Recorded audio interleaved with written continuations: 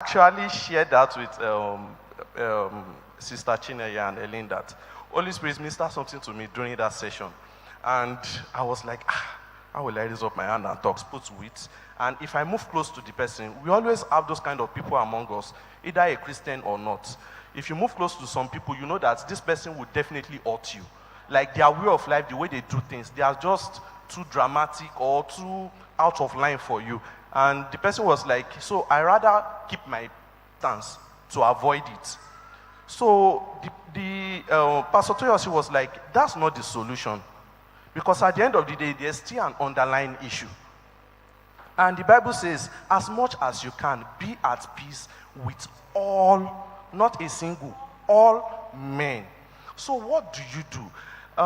We were told that you can do so many things, like you manage your expectations, you do so many things on how you expect people to treat you, you understand, and also manage your emotions.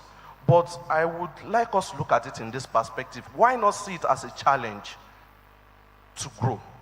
Now, growing up, I used to have an elderly man in my church, and whenever we are going home, we live along the same street. And that man, whenever we are going home, he will say that, I will first you to reach home. And as a small kid, I used to see it as a serious competition. And then I would tell my dad, Daddy, drive fast, drive fast, drive fast, so that we'll first him. And immediately he's taking the turn to his own street, then he will do, and like all beside, like, I first you.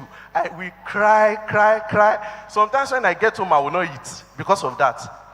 You know, for a small kid, it's serious. But over time, I grew over that. I learned to manage it like, if this man first me or does not first me, he gets to his house, I get to my house. Nobody lose.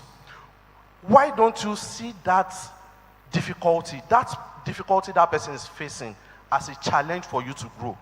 Now, if you are facing someone and you can